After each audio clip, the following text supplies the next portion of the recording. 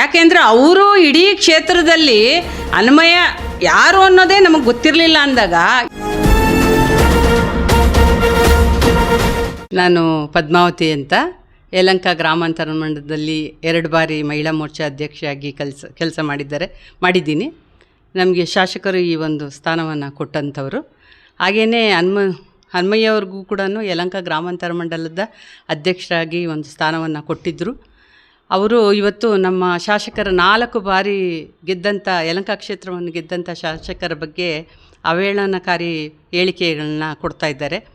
ಅವ್ರ ಜೊತೆಗಿದ್ದಾಗ ಫಸ್ಟು ಅವ್ರು ಯಾರು ಅನ್ನೋದೇ ನಮ್ಗೆ ಗೊತ್ತಿರಲಿಲ್ಲ. ಅವರು ಹೇಳೋದು ನಾನು RSS ಮೂಲದಿಂದ ಬಂದಿದ್ದೀನಿ ಅಂತ. ಅಲ್ಲಿನ ಅಕ್ಕಪಕ್ಕ ಹಳ್ಳಿಗಳಿಗೂ ಕೂಡ ಅವ್ರು ಯಾರು ಅಂತಲೇ ಗೊತ್ತಿರಲಿಲ್ಲ. ಅಂಥವ್ರನ್ನ ಗುರುತಿಸಿ ಒಂದು ಕ್ಷೇತ್ರಕ್ಕೆ ಹೆಸರು ಮಾಡೋವಂಥ ಕೆಲಸನ ನಮ್ಮ ಶಾಸಕರು ಮಾಡಿದ್ರು. ಅವ್ರು ಯಾರೇ ಬಂದರೂ ಆಫೀಸಲ್ಲಿ ಫಸ್ಟು ಹನುಮಯ್ಯ ಅವ್ರನ್ನ ಕಾಣಬೇಕಾಗಿತ್ತು, ನಂತರ MLA ಸರ್ನ ಕಾಣಕ್ಕೆ ಹೋಗ್ತಾಯಿದ್ರು. ಯಾರೇ ಕಾಂಟ್ರಾಕ್ಟ್ ಬರಲಿ ಮತ್ತು ಇನ್ನೇನೇ ಕೆಲಸ ಮಾಡಿಸ್ಕೊಳಕ್ಕೆ ಬಂದ್ರೂ ಅವನು ಕಂಡು ನಂತರ ಅವ್ರ ಹತ್ರ ಹೋಗ್ತಾಯಿದ್ರು. ಅಷ್ಟೊಂದು ಸ್ವಾತಂತ್ರ್ಯನ ನಮ್ಮ ಶಾಸಕರು ಅವ್ರನ್ನ ನಂಬಿ ಕೊಟ್ಟಿದ್ದರು. ಅವರು ಅದರೊಳಗೆ ಏನೇನು ಇದು ಮಾಡಿಕೊಂಡ್ರು ಅನ್ನೋದು ಎಲ್ರಿಗೂ ಗೊತ್ತಿದೆ, ಜನತೆಗೆ ಗೊತ್ತಿದೆ. ಹಾಗಾಗಿ ಅವ್ರನ್ನ, ನಮ್ಮ ಶಾಸಕರನ್ನು ಕೋಟಿ ಕಾರಲ್ಲಿ ಓಡಾಡ್ತಾರೆ, ಮತ್ತು ರಾಜಕೀಯದಿಂದ ಈಚೆಗೆ ಬರಬೇಕು, 2023ನೇ ಇಸ್ವಿಯಲ್ಲಿ ಅವ್ರು ಏನೇನು ಮಾಡಿದ್ದಾರೆ ಅಂತೆಲ್ಲ ಹೇಳ್ತಾ ಇದ್ದಾರೆ. ಅವರು 2023ನೇ ಇಸ್ವಿಯಲ್ಲಿ ಏನು ಮಾಡಿದ್ದಾರೆ ಅಂತ ಬಹಿರಂಗವಾಗಿ ಕೂತ್ಕೊಂಡು ಚರ್ಚೆ ಮಾಡ್ಬೋದಾಗಿತ್ತು. ಈ ಥರ ಹೇಳಿಕೆ ಕೊಟ್ಟಿದ್ದು ಅವರು ತಪ್ಪು. ನಂತರ ಮತ್ತೇ ಅವರು ಯಾವುದೇ ಒಂದು ಕಾಮಗಾರಿ ಕೆಲಸಕ್ಕೆ ಹೋದ್ರೂ ಕೂಡ ಅವ್ರದ್ದು ಫ್ಲೆಕ್ಸಲ್ಲಿ ಅವ್ರದ್ದು ಫೋಟೋ ಹಾಕಲೇಬೇಕಾಗಿತ್ತು. ಇಲ್ದಿರ ಅಲ್ಲಿನ ಜನಗಳಿಗೆ ಚೆನ್ನಾಗಿ ತರಾಟೆಗೆ ತೊಗೊಳ್ಳೋರು. ಮತ್ತು ಶಾಸಕರಿಗೆ ಏನೆಲ್ಲ ಸನ್ಮಾನ ಮಾಡ್ತಾರೋ ಅವ್ರಿಗೂ ಅದೇ ರೀತಿ ಮಾಡಬೇಕಾಗಿತ್ತು. ಮತ್ತು ಅವರು 2028ಕ್ಕೆ ನಾನು ಏನು ಅಂತ ತೋರಿಸ್ಕೊಳ್ತೀನಿ ಅಂತ ಹೇಳಿದ್ದಾರೆ. ನಾನು ಹೇಳೋದು ನಿಮಗೆ, ನೀವು ಜಿಲ್ಲಾ ಪಂಚಾಯತಿಗೆ ನಿಂತು ಗೆದ್ದು ತೋರಿಸಿ, ಆಮೇಲೆ ಅವರು 2028ಕ್ಕೆ ಯಾವ ಥರ ಗೆಲ್ತಾರೆ ಅನ್ನೋದು ನಾವು ತೋರಿಸ್ತೀವಿ. ಅವರೇನು ಕಾರ್ಯಕರ್ತರ ಹತ್ರ ಎಲ್ಲ ದುಡ್ಡಿಸ್ಕೊಂಡು ಅವರೇನು ಮೇಲೆ ಬಂದಿಲ್ಲ.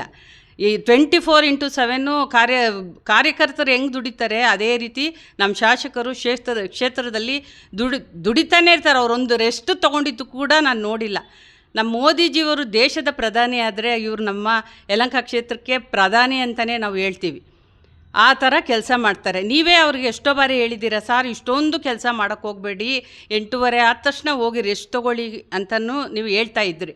ಆದರೆ ನೀವು ಇತ್ತೀಚೆಗೆ ಈ ಹೇಳಿಕೆ ಯಾಕೆ ಕೊಟ್ಟಿದ್ದೀರಿ ಅಂತ ನಂಗೆ ಗೊತ್ತಿಲ್ಲ. ನಿಮ್ಗೆ ಯಾರಾದರೂ ಹೇಳ್ಕೊಟ್ಟು ಈ ಕೆಲಸ ಮಾಡಿದ್ದೀರಾ ಅಂತ ನನಗನ್ನಿಸ್ತಾ ಇದೆ. ಇತ್ತೀಚಿನ ದಿನಗಳಲ್ಲಿ ಎಲ್ಲ ಗ್ರಹಗಳು ಸೇರಿಕೊಂಡು ನಮ್ಮ ಶಾಸಕರನ್ನ ಏನೇನು ಬಾಯಿಗೆ ಬಂದಂಗೆಲ್ಲ ಮಾತಾಡ್ತಾ ಇದ್ದಾರೆ.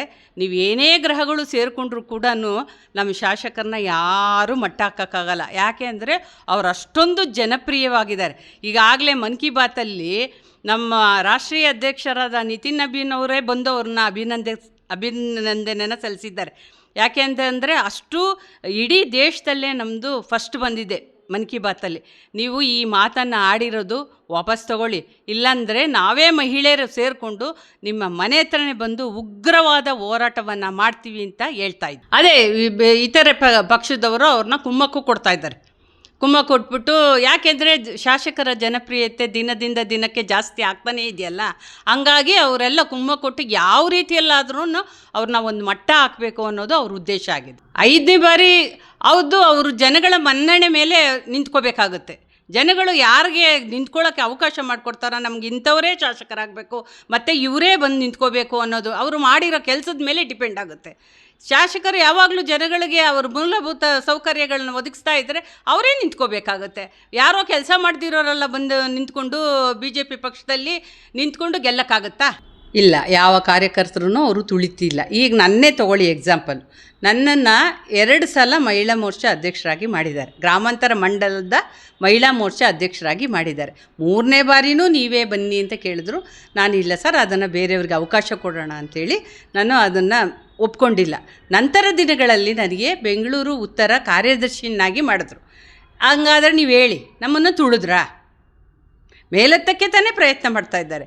ಅವರವ್ರ ಕೆಲಸ ಮಾಡೋರ ಮೇಲೆ ಗುರುತಿಸಿ ಶಾಸಕರು ಎಲ್ಲರಿಗೂ ಒಂದೊಂದು ಅವಕಾಶವನ್ನು ಕೊಡ್ತಾನೇ ಇದ್ದಾರೆ. ಈಗಲೂ ಕೊಡ್ತಾರೆ, ಮುಂದಕ್ಕೂ ಕೊಡ್ತಾರೆ. ಇದು ಹನುಮಯ್ಯವ್ರು ಹೇಳಿರೋದು ಆರೋಪ ನಾನು ಒಪ್ಪಲ್ಲ. ಯಾಕೆಂದರೆ ಅವರು ಇಡೀ ಕ್ಷೇತ್ರದಲ್ಲಿ ಹನುಮಯ್ಯ ಯಾರು ಅನ್ನೋದೇ ನಮಗೆ ಗೊತ್ತಿರಲಿಲ್ಲ ಅಂದಾಗ ಇಷ್ಟೆಲ್ಲ ಜನ ಗುರುತಿಸ ಅಂತ ಕೆಲಸ ಮಾಡಿದ್ಯಾರು? ನಮ್ಮ ಶಾಸಕರು ತಾನೆ. ನಾನು ಹೇಳೋದು ಅವ್ರನ್ನ ಪಕ್ಷದಿಂದ ಉಚ್ಚಾಟನೆ ಮಾಡಿ ಅಂತ ಹೇಳ್ತೀನಿ. ಯಾಕೆಂದರೆ ಇಲ್ಲ ಸಲ್ಲದ ಆರೋಪವನ್ನೆಲ್ಲ ಮಾಡಬಾರ್ದು. ಪಕ್ಷದಲ್ಲಿ ಸಂಘಟನೆ ಬಿಟ್ಟರೆ ಬೇರೆ ಯಾವ ಆರೋಪನೂ ಕೂಡ ಅವರು ಮಾಡಬಾರ್ದು.